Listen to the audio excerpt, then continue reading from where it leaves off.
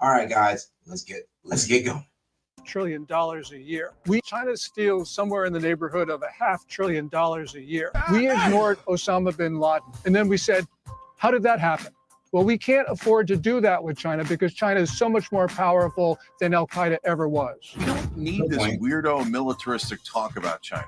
And I don't want to get into a war with China. That's mental. Cheng, just because we're not shooting guns and dropping bombs doesn't mean we're not at war with China, bro. Trust me, they're poisoning the minds of the kids with that freaking TikTok crap. They send fentanyl through our freaking border. How much more signs do you need to say that they are the enemy? Is there anybody else that has a walk-in? I mean, people are waking up, Piers. I don't think they're necessarily bending the knee. It's like America is just fed up and they're just tired of the nonsense. Good for Bill Maher. People are being rounded up for their ideas, and that's new, and that's chilling. No, this is all a protection of Israel. And once you take away his rights, you're taking away our rights. And that's it. Round them up.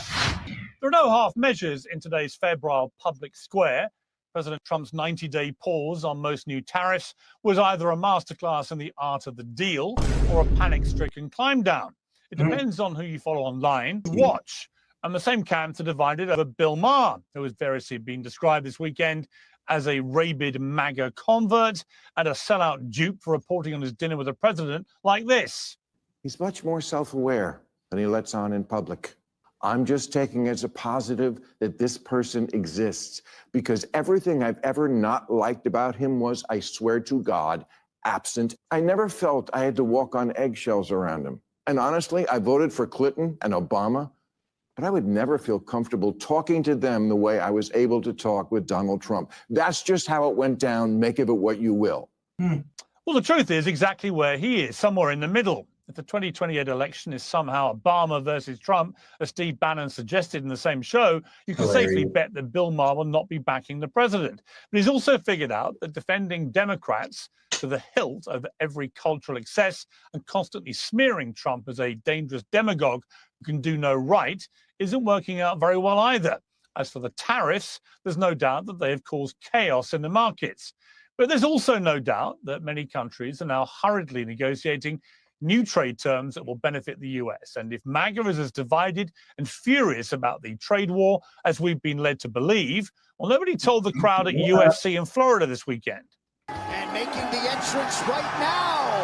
Look at him playing. And that's just liberal propaganda. It's like, bro, you will be hard pressed to find any MAGA supporter pretty much going against Trump in these tariffs. It's like, one, because most of them has been listening to this man all the way through the election. And when you've been listening to him through his rallies and interviews and all that good stuff, just like what I did with both sides, Kamala Harris and Trump, you kind of know what the message are. And I knew what both sides' message was, and everybody kind of knew about the tariffs.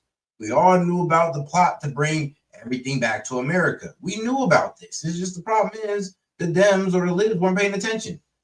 Since y'all wasn't paying attention, y'all sitting there in shock. It's like I said, like a student who honestly ain't pay attention in class, then you get a pop quiz, and you look, and now you got the sinking feeling in your heart, like, what the hell is this?